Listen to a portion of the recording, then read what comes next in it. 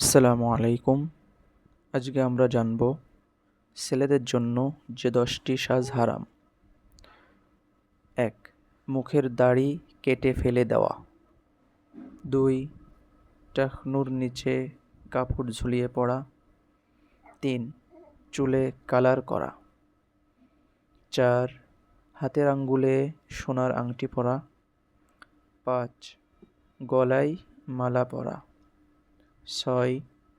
স্বর্ণের ঘড়ি হাতে পরা। 7. কানে দুল পরা। 8. হাতে চুড়ি পরা। 9.